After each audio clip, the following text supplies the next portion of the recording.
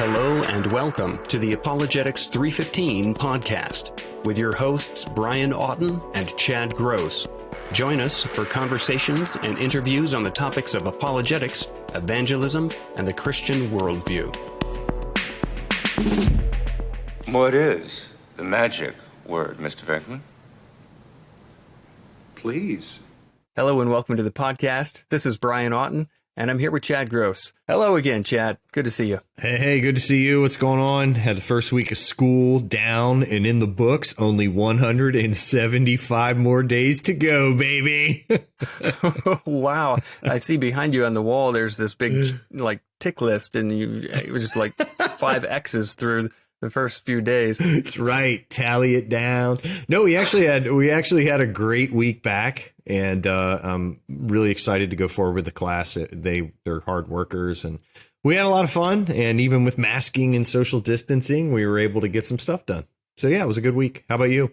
Yeah, plenty of stuff to do at work. Kids are going back to school. Did you have any mishaps or anything? Anything interesting happen? No, nothing, not at all. Okay. What happens in the pre-podcast stays in the pre-podcast. Well, I want to give a shout out to one of our listeners who's left a comment saying they really enjoyed the Phil Fernandez podcast. They write, Phil Fernandez was great. I got a lot from his talks when I became a Christian. He's never short of content, that guy. Mm-hmm. I agree. And thanks for the feedback. Thank you. So we wanted to let our listeners know, and our faithful subscribers, that we have some giveaways. We're going to be giving away a wide variety of items. We only need you to write a review for us. So I know that there are a lot of people who haven't written reviews for the reboot yet. I know you're just saving up. This is huge paragraphs you're writing about how you love it. But at any rate, we've got some giveaways we'd like to do. We've got a lot of DVDs of apologetics conferences. We have brand new books, various tracts and such. And so all you need to do is leave your 5-star review on iTunes or your platform of choice, and just take a screenshot of your comment and email it to podcast@apologetics315.com. And we will send you a list of the cool items you can choose from. Or now, Brian, just to be clear, are we giving away like Ghostbusters DVDs, or what DVDs no, are we these giving are like away? Apologetics conference, apologetics content. So right, that makes sense. That makes sense. Yeah, plenty in stock. Yeah, in all seriousness though, one of them is on gospel differences, I know, and one of the other DVDs is kind of what Defenders Media did a genocide conference where they talked about those tough passages in the Old Testament. So that's one of the DVDs as well, just for those who are interested. Yeah, leave a review. We really appreciate it. It does help the podcast in all those little algorithms and stuff. And you know what? We're not trying to make a pile of money or anything. I'm not making any money here. So we're doing this out of the love of you, the listener. That being said, your feedback is encouraging and helps other people find the podcast. So, Chad, what are we talking about this week, and who's with us again? Yeah, so Erik Manning is with us again. He has the Testify YouTube channel. And he has put out some great videos on the reliability of the New Testament, particularly the Gospels, the 4 Gospels. But he has a new project out. And I'm not going to steal his thunder, but I'm just saying we're going to be introducing Erik to you once again, recommending his work. And he's going to be talking about this new project that he has. And Brian, if you want to say more about that, you can. But I didn't know if I should, pull the curtain back yet or not. So I'm holding back. Yeah, well, we'll let him explain in just a moment. But if you haven't listened to the first interview with Erik Manning, the creator of the Testify YouTube channel, check out his interview in episode 19. That's 019 of the podcast reboot. So just back up a few and go have a listen. So let's go to the interview. Let's get ready. Switch me on. Erik Manning, thanks for coming back to join us for a second round. Yeah, thanks for having me, guys. Yeah, it's good to see you. Yep, good to see you guys. Since episode 19, where we interviewed you about your podcast, you have continued to almost like weekly or maybe twice a week here and there churn out the content on the YouTube channel Testify. How's the feedback been as that channel keeps growing? Good. It's continuing to grow. I'm about 4,400 subscribers now. I just passed 200,000 views, which when I started, I didn't really know how it was going to go at all. I felt like there was already a lot of good apologetics channels, and I just wasn't sure exactly where I fit. But overall, the feedback is pretty good. Yeah, I'm excited to continue to do the things that I've been doing, defending the reliability of the Gospels, but adding some new elements to the channel. So I'm excited about it. Yeah. I was watching the other day and you put up a 1.5-minute video, which was sort of a call out to your subscribers, asking them for their chance to maybe be interviewed by you or to give their own testimonies.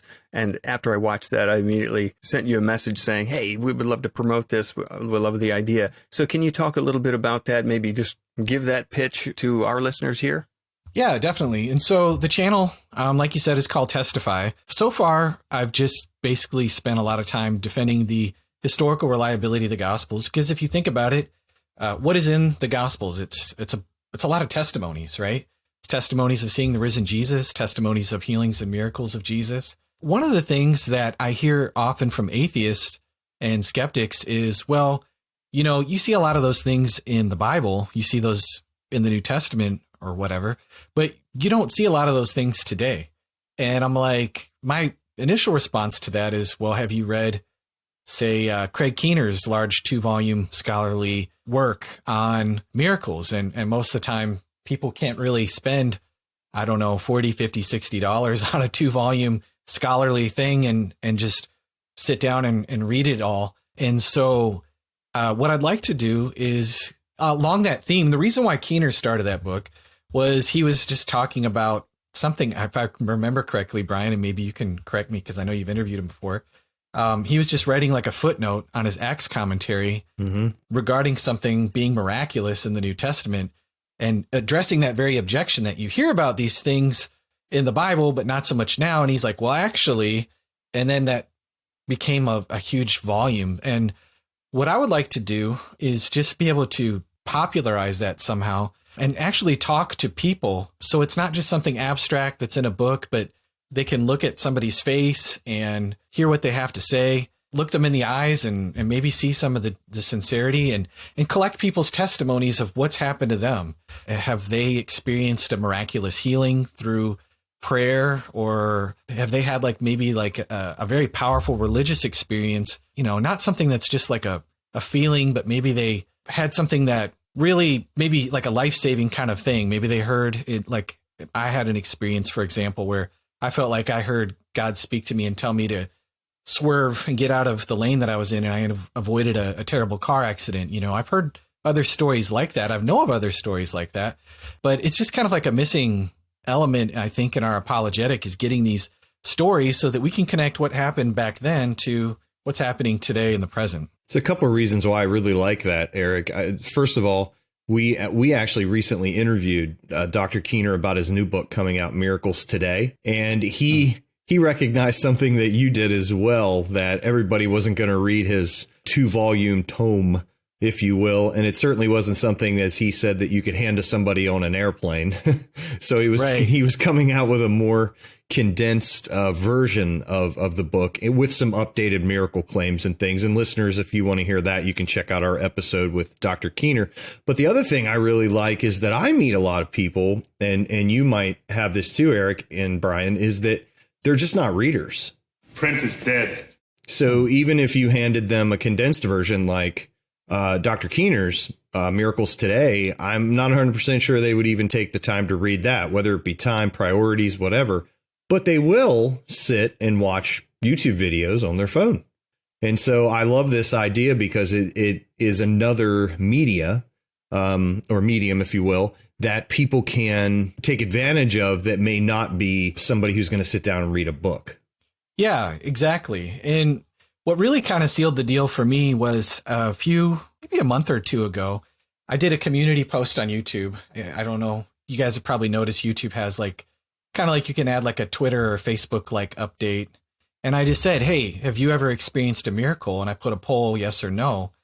And out of, I think, over 1,000 responses, the majority of them said that they believed that they either had experienced one or had somebody else. They knew somebody who had experienced one. Wow. And a lot of them in the comments just left these amazing testimonies. that for me, were not only, I think, amazing evidence for maybe a skeptic who might be in my comments, and I do get my fair share of skeptics in my comments. I just thought, well, that's pretty amazing. But for me, it was also faith inspiring for myself. It was just like, I know faith comes from hearing the word of God, not necessarily hearing miracle testimonies, but at the same time, it can inspire, just you a little bit to just know that there is a God who is out there and he does still answer prayers and do amazing things today. And so I just thought, well, if I can get these people talking on my channel, just in the comments, why don't I get them on my channel and just talk to them for 20 or 30 minutes and just have them share their story? And so that was basically the idea behind it. And I just think it's, again, a missing element in our apologetic. And I just want to build a library where people can go and hear these stories. And if they're a believer, their faith can be encouraged. And if they're a skeptic, then maybe their skepticism will be challenged. And so that's kind of the hope of this. And for people to just be able to share with people who maybe they hear that objection, well, why doesn't God do anything today? Well, here's a playlist, Yeah. Get yourself a cup of coffee and have a listen. It's kind of like the woman at the well, come and meet a man who told me everything I ever did. That sort of a testimony can be attractive when people might think, well, I'm so far removed from the New Testament and,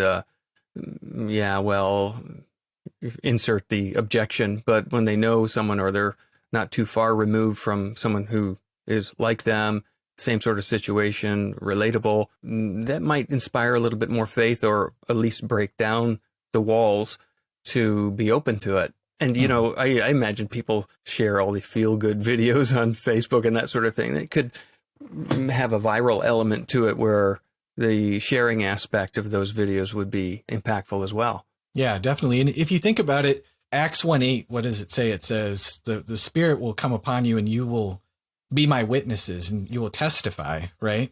You will bear witness. And so I feel like this is something that a lot of times when we do apologetics, it almost can become, if we're not careful, like a mental chess match. You know what I mean?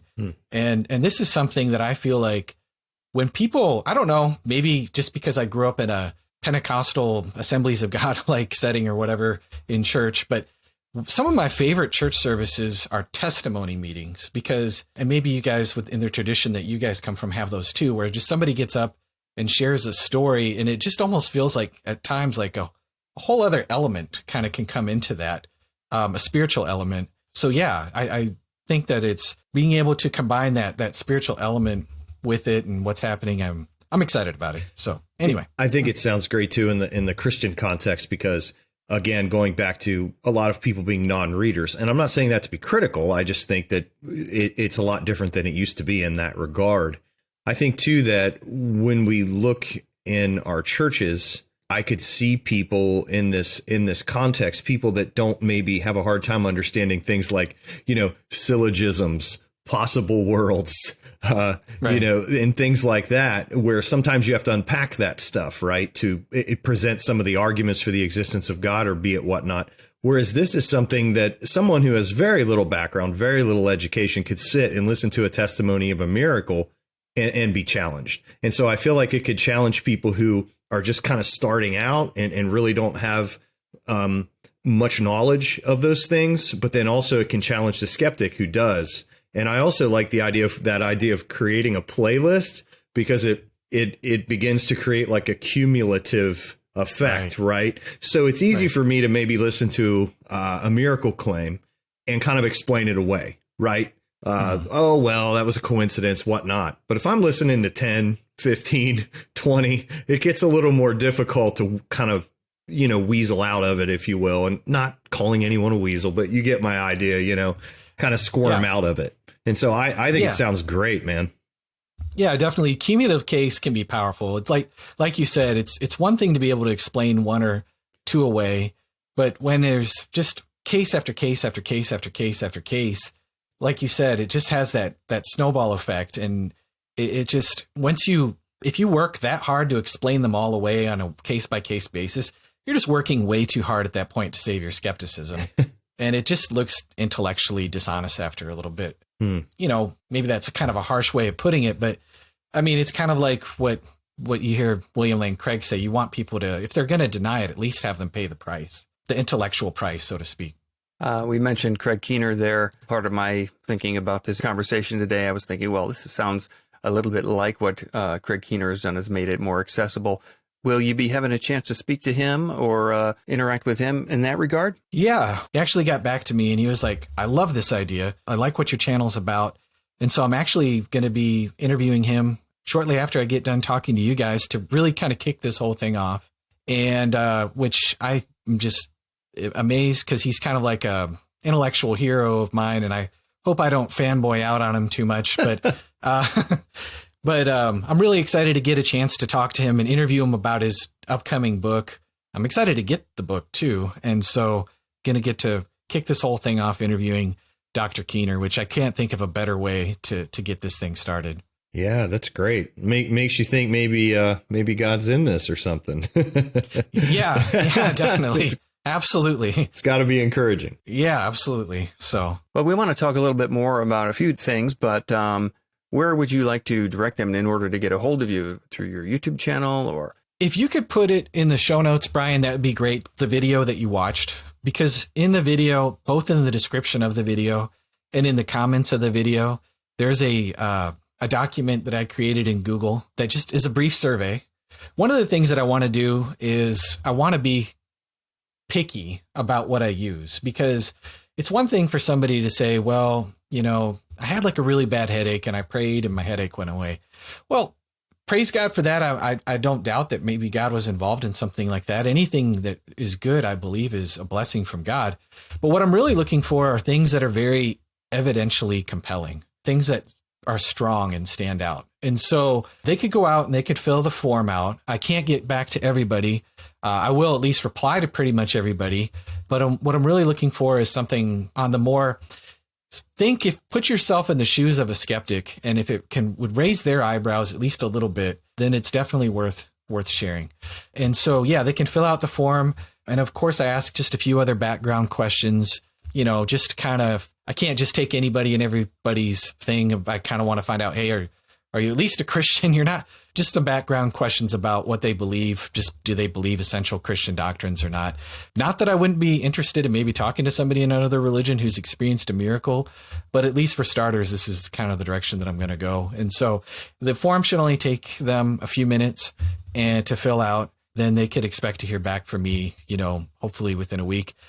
Since putting out the form on the YouTube channel, I have got about nearly 20 responses already that I'm going to have to go through. So it could take maybe a little more time than I initially had anticipated.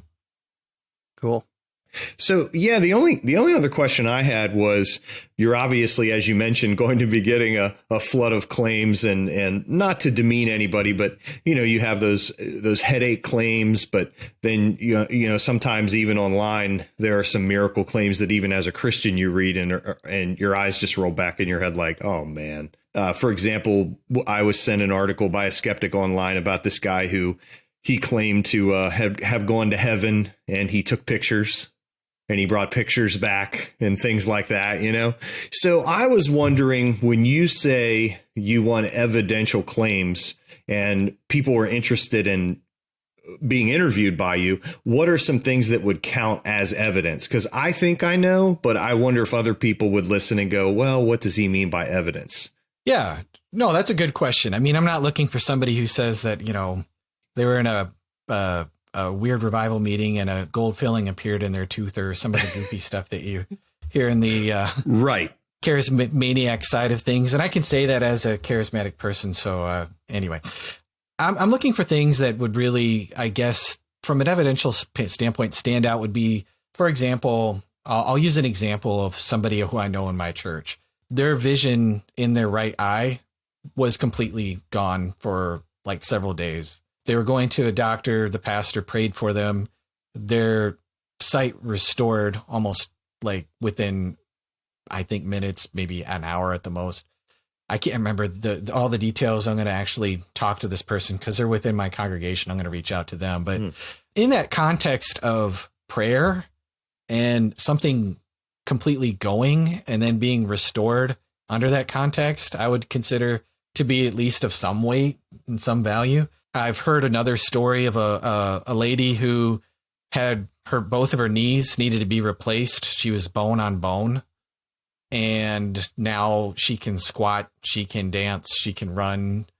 That would be something I would consider to be like evidentially compelling. And so I'm thinking of like a healing in the sense of like something wasn't working and now it does. Things of that kind of nature. And so it's kind of hard to really pin an exact definition. It would also help if it's not something that was like 30 years ago necessarily, although I'm not necessarily opposed to that. But if it's fresher, within a few years would be a little bit better. If you have any kind of medical documentation, like I went in, this is what they saw on an x-ray, it's gone now. You don't see it on the x-ray anymore. And if you have some sort of medical confirmation and the doctor looks at you and says, I can't really explain this, then I'm interested in something like that. And it would have to be, if you have medical confirmation, that's great. But I'm looking for things that were a serious kind of situation. And now that serious situation has been removed, I guess. I think I will just, from reading these, I'm also going to talk to people a little bit first to just try and feel them out a little bit as well, just to make sure that we're presenting the best case. So I hope that helps. I know that wasn't like maybe a straight answer, but it's as funny as it sounds. It's almost like you kind of know it when you hear it. You know what I mean? Sure. Yeah, no, that's definitely helpful. I mean, give some people some clear understanding as to what you're looking for. But I also think there is that aspect of once you talk to somebody and you hear it, you just know. And anybody that's heard those kind of claims, I think that will ring true with them of like, oh, yeah, I get that. And I like what you said there about kind of in the context of prayer. I remember in Malikona's book, The Resurrection of Jesus, where he talks about something being charged with religious significance. And he gives you remember that? And he gives the comparison of there's this gentleman, he's a non-believer, he's blind, he's been blind. And I read that a few years ago, so I'm not sure I'm recounting it exactly. But essentially the idea is his vision's restored. Well, you could look at that as almost like an anomaly. But let's pretend there's this guy, he's sitting in his house, and his sight suddenly is restored. And the moment his sight is restored, there's a knock on the door, and there's a pastor and like 3 or 4 or 5 congregation members at the door. And they said, we were just praying up the street that you would receive your sight. Right. Yeah. Well, then exactly. In that significance, you would have very good reason to infer, OK, something beyond just an anomaly is occurring here. Right. Yeah.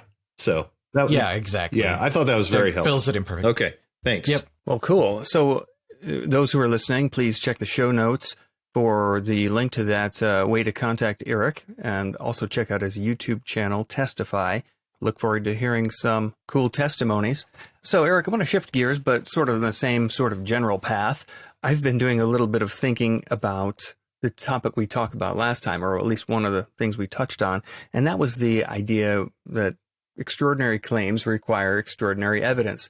So if you go to your YouTube channel there, maybe the second most popular video is one featuring Dr. Timothy McGrew, and he sort of answers the claim that is often made by skeptics, maybe originated by Carl Sagan, that extraordinary claims require extraordinary evidence. And so he kind of debunks that, saying, well, not every claim needs an extraordinary amount of evidence. Maybe something quite basic is all that's needed.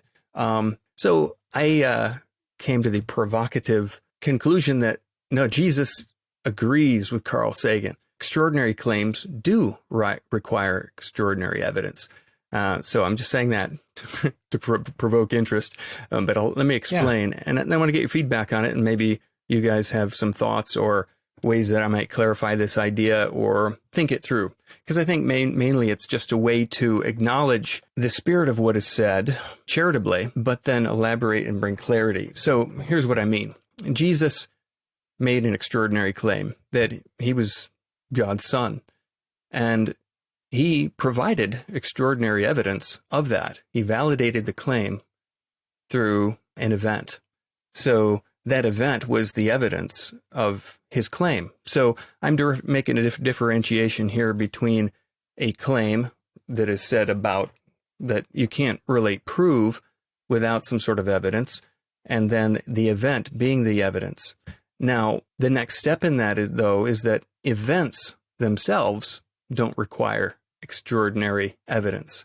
So an event that the tomb was empty does not require extraordinary evidence. The claim that he was the Son of God is extraordinary claim. He validated it by an extraordinary event, but the event has mundane details, and all we have to do is ask people who saw it or who were there or the empty tomb, et cetera, et cetera. So I kind of separate it into the claim requiring evidence, which is an event, but the event itself doesn't require extraordinary evidence. Do you know what I mean? Does that make sense? Yeah, I think I'm tracking with you. I really like what Thomas Sherlock said in the book Trial of the Eyewitnesses. And he basically says, I was kind of looking it up while you're talking there. He says, I do allow that this case and others like nature require more evidence to give them credit than ordinary cases do. You may therefore require more evidence in these and other cases, but it is absurd to say that such cases admit no evidence when the things in question are quite obviously objects of sense. And so I don't have a problem with somebody saying there's a miracle, there should be very good evidence and even more evidence than what you would require of any sort of mundane claim. Like you said, the tomb is empty. In the sense, there's nothing supernatural about an empty tomb all by itself. It's just part of the case of the resurrection. We also have to have appearances and other things to make it a miraculous kind of claim. And so I don't really have a problem with that. What I do have a problem with is when people just say, well, that the prior probability of a miracle happening is so low that it's just beyond any sort of investigation of human testimony. That's when you have no way of knowing that you're wrong. Yeah. And that's what I always go back to as skeptics online is like, how would you know if you're wrong? If these claims can't even really, they can't overcome any prior probability of whatever, if the prior probability of a miracle is so low that it can't admit any evidence whatsoever, then you're just stuck in an intellectual cul-de-sac. You can never really know. And so if atheism is possibly false, yes, we need more evidence to overcome maybe an initial low prior probability because we don't see miracles happening every single day. But it can't be the case that they can't have any sort of evidence at all. So I don't know if that sort of answers the question there, but that's kind of where I try and hit people with when they bring up this extraordinary claims thing. Is just like, okay, well, what kind of evidence would count, And often with these people, they don't really know exactly what they mean by that, or they just say they want something like, well, if Thomas got a resurrection appearance, then so should I. And it's like, well, no, that's not exactly what we need in order to give evidence for this kind of stuff.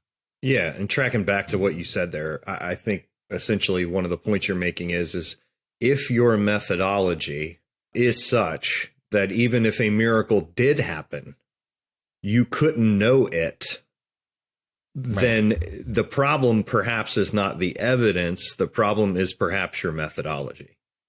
Is that correct? Okay. Exactly. Okay. Yep. Yeah. Yeah.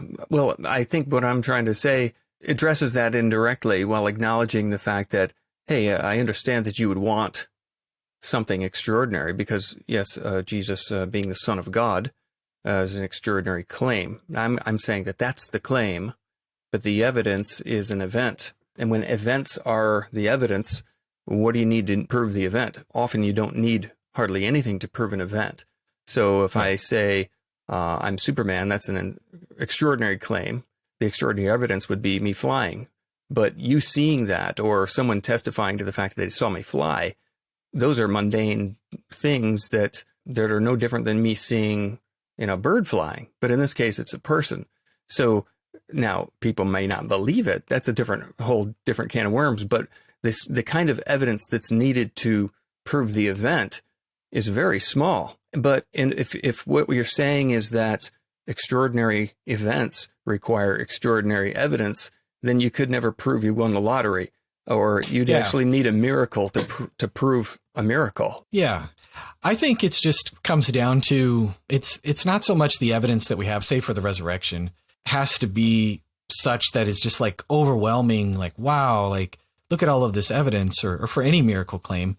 It just needs to be better explained on the hypothesis that a miracle happened than if one didn't. And so if the cumulative force of the evidence doesn't labor like it labors under something like say the resurrection hypothesis, you try and say, well, it was group hallucinations and somebody stole the body and Paul just felt really guilty and, and Peter felt really guilty too, and all of this stuff. And you compound all these things in order to explain something away. That already in and of itself has low probability built into it. And so it just labors more when you have to combine all these ways out of it.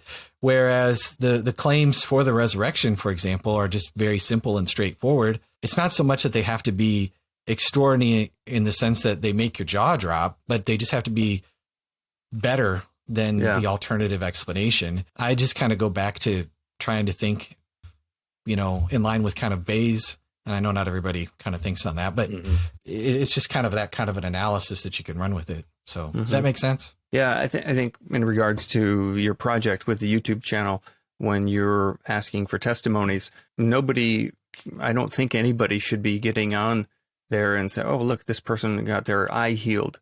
Well, I need some extraordinary evidence. Well, all I would think is that the claim is not that her eye is better. That's the event. The claim is that God healed me. That's how I see it. And now to show the event is that it's pretty easy. Well, I have records here that I couldn't see before. Now I have records that I can see.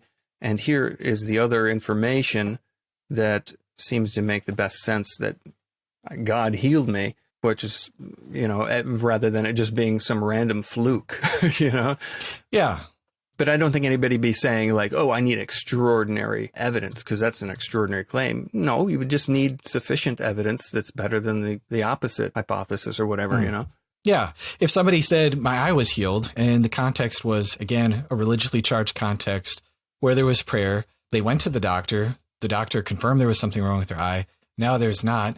They have family members in their household who can back this up, and they don't have any. You don't suspect that they're lying or the doctor's lying and all these other people are lying. So what are you going to say? That it was just like some kind of a fluke that we don't know about?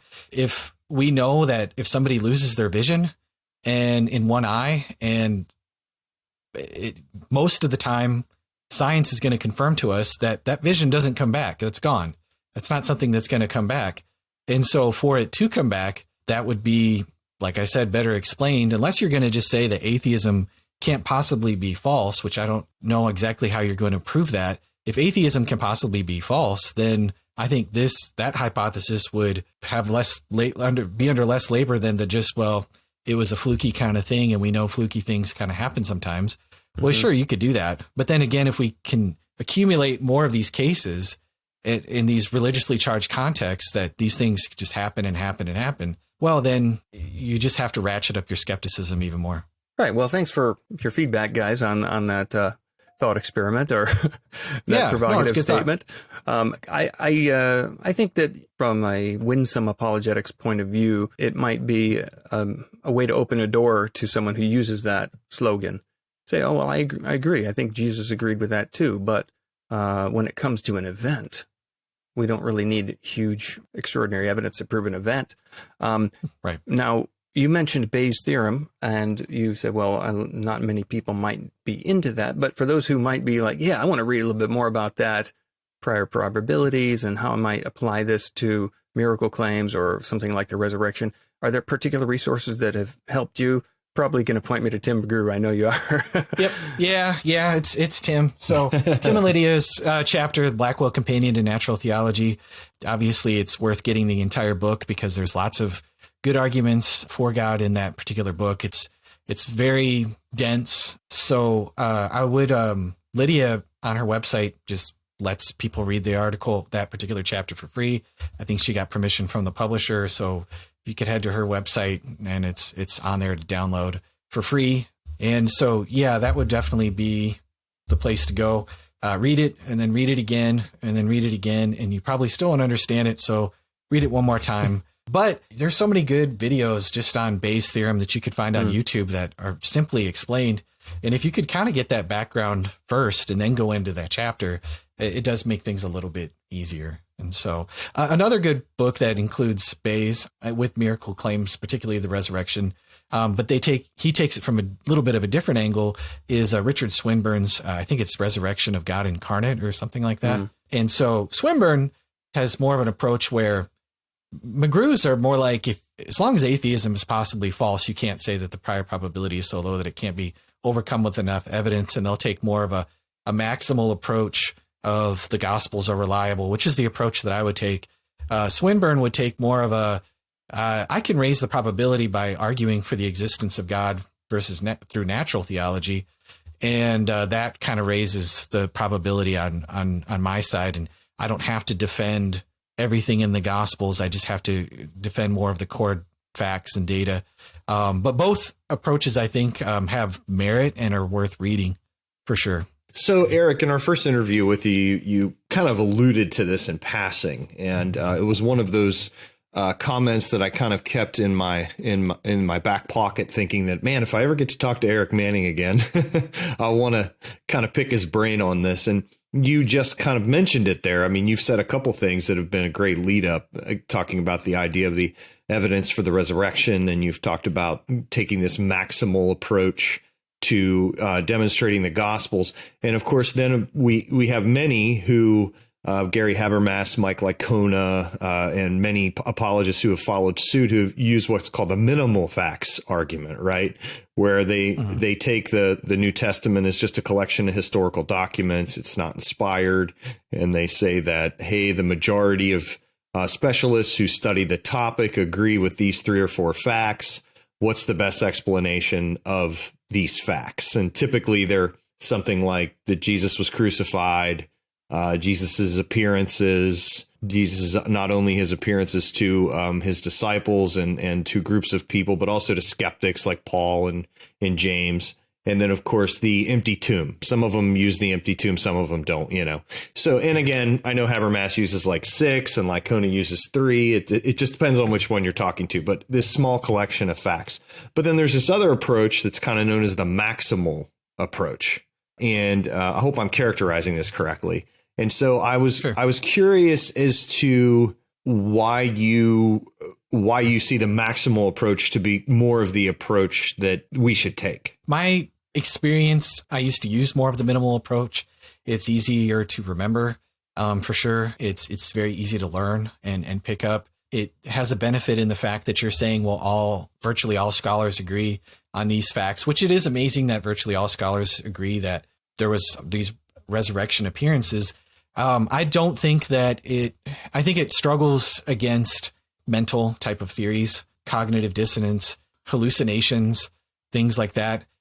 You're going to end up having to back up and defend the reliability of the Gospels anyways, because if you say, well, group appearances don't happen, group hallucinations aren't a thing. That's something that you hear like Habermas and Licona often say. And it's like, you only have group appearances in basically the Gospels. I mean, you could say he appeared to the 12 and the 500 and all that other stuff, but then people are going to dispute some of that a little bit more, a little harder.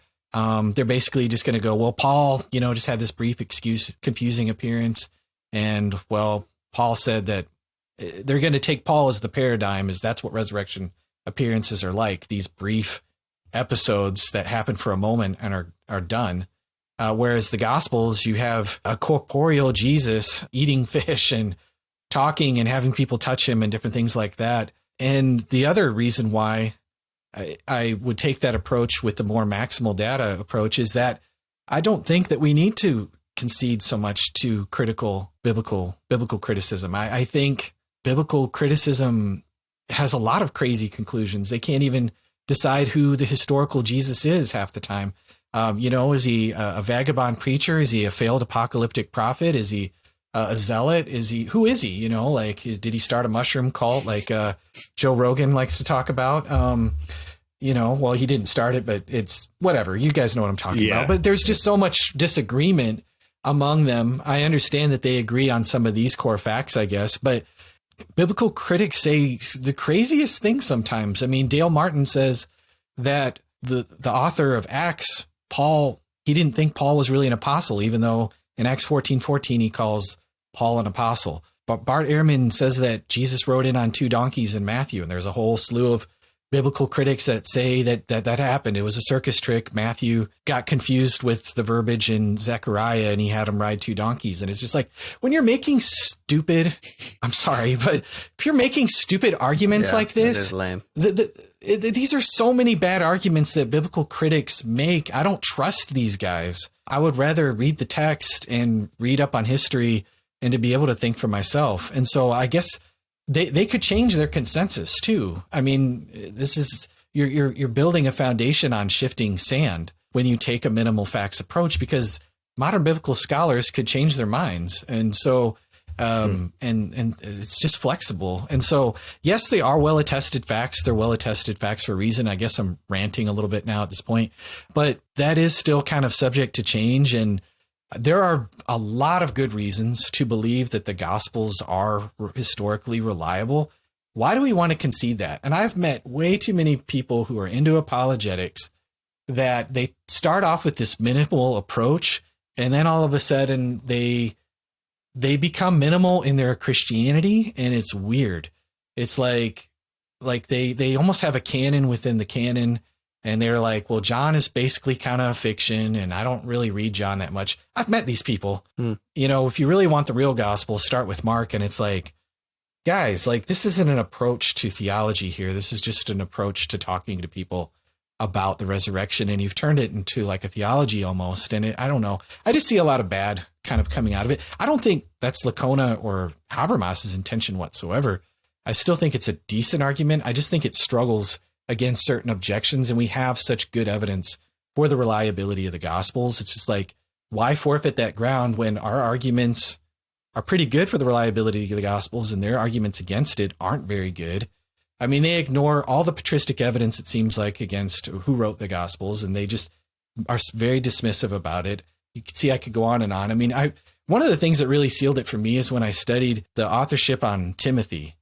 And I'm like, because they say Timothy is, you know, not really written by Paul. And I'm like, these arguments are terrible, guys. Like, these are really bad arguments. Why are we taking our cues from modern biblical criticism? I don't get it. Anyway, that's my rant. I'll that back it up now. No, rant away. It's helpful. So the maximal approach then, I think I've characterized the minimal facts approach properly. So the maximal approach then would be, we're kind of defending not just the Gospels. And now, correct me if I'm wrong here. What you mean by the maximal approach is that we're kind of defending the New Testament as a whole. We're defending the New Testament as a whole. I'm particularly interested in defending the Gospels and Acts. Sure. But there are so many different ways that Paul's letters dovetail with what we see in Acts, which goes against skeptics, which say that Paul's epistles contradict Acts. And so I think the approach that I would say is, over and over again, we see that the gospel writers get little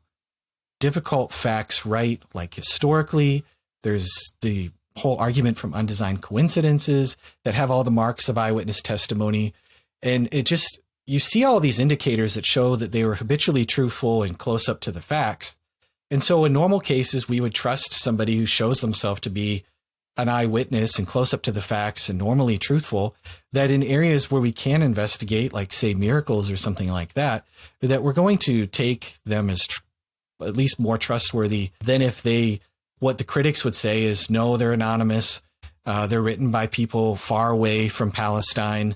You know, they were written long after the events that they claim to have taken place. And, you know, and they make contradictions and all these other things. And I think if we can rebut a lot of those claims, then what you have left is a pretty good case for the reliability of the Gospels. And it takes more spade work.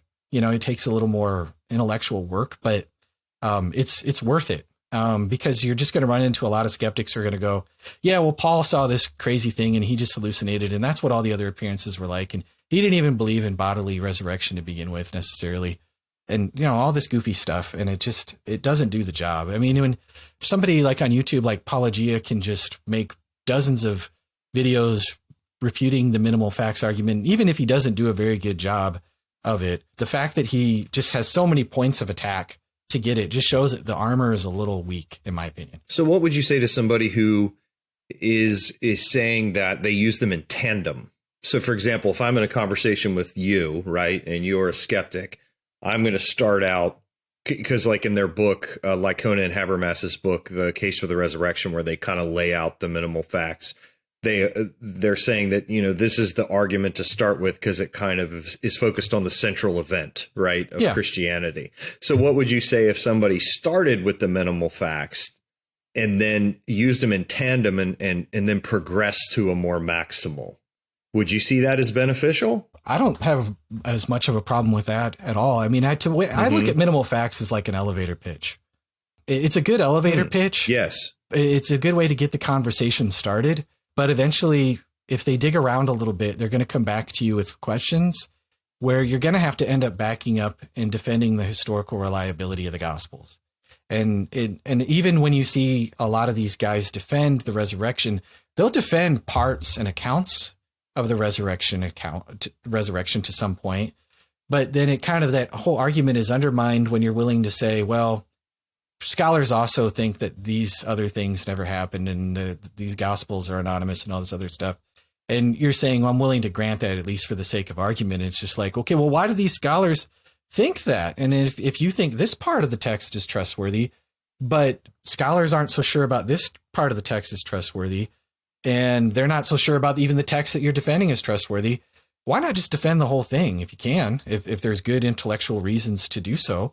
Why just kind of, I don't know, for lack of better terms, cherry pick? And so that's just my thought with it. I know not everybody might agree, and maybe I'm not even articulating it as best as I possibly can, but that's just kind of where I land on it. I like what you're saying there, Eric. I mean, you mentioned how it can become sort of a approach to theology, and I think that's a significant point to make in that, as I was introduced to minimal facts back in the day, I think it was before I read the Habermas book, I had listened to and been at some lectures by him, and I always took it to mean, if you're talking to someone who rejects the Bible outright and you don't have time to go back and forth about all the details, it's like, oh, you don't accept this? Oh, you don't accept this? You don't accept this? Well, tell me what you do accept. And the way I took it, Habermas, to mean was, hey, okay, I can make a case for the resurrection however you want, but if you're only going to allow me this, I can still make a case for the resurrection. So it was kind of like, there's so much great data here. You tell me what I can use and I can make a case. I'm simplifying it, but yeah, as you said, you put it real well. That's like an elevator pitch. And then the problem comes when we start saying, well, we can't trust this, we can't trust that, I'm not going to accept this.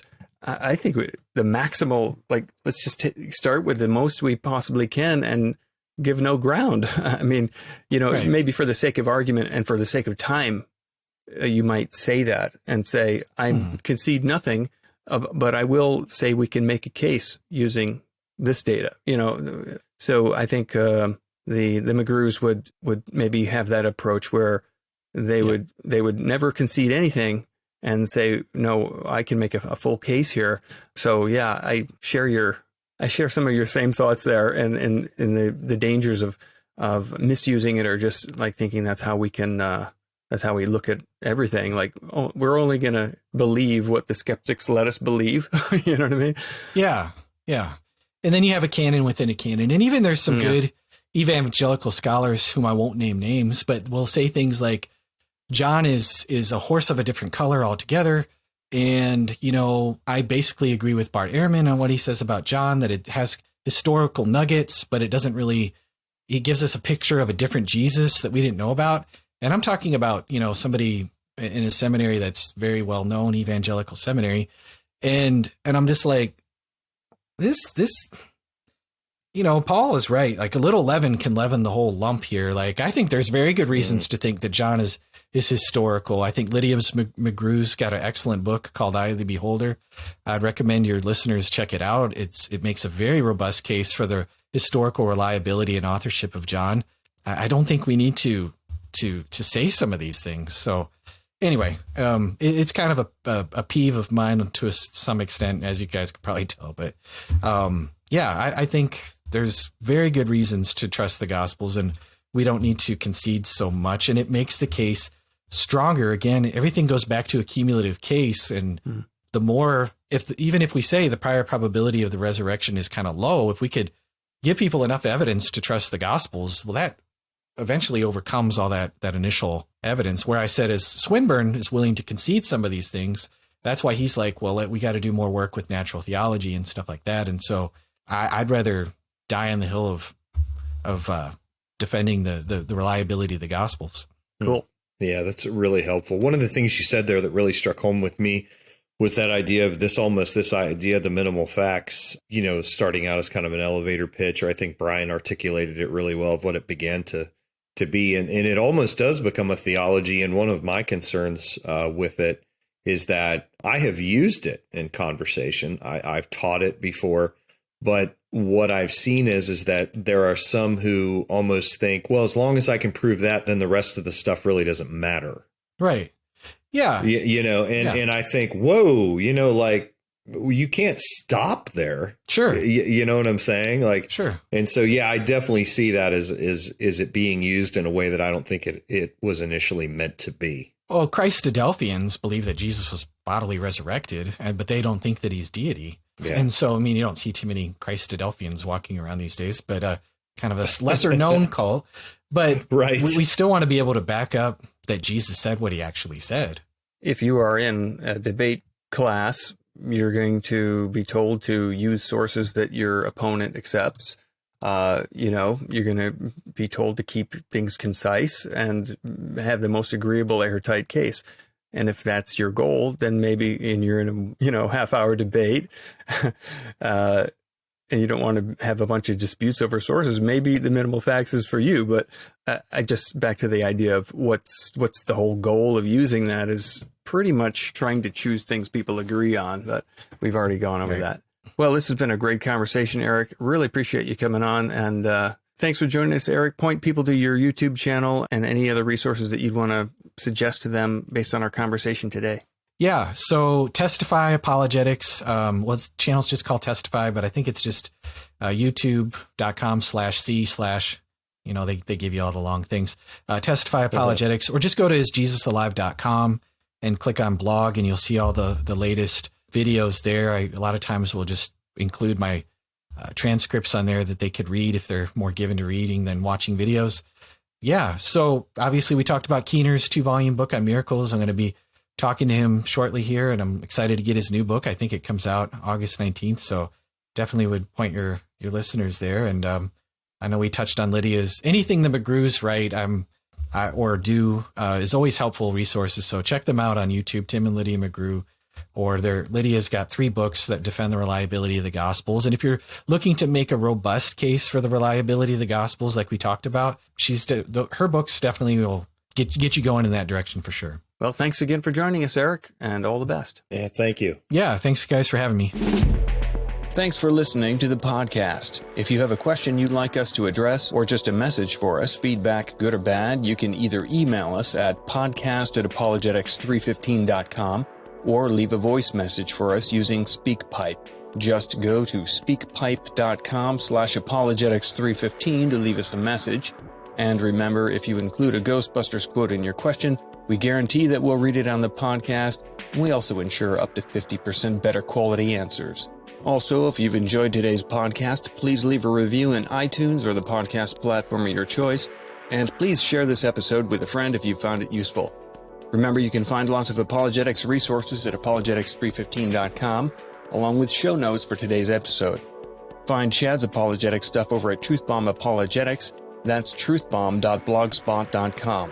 This has been Brian Oughton and Chad Gross for the Apologetics 315 podcast, and thanks for listening.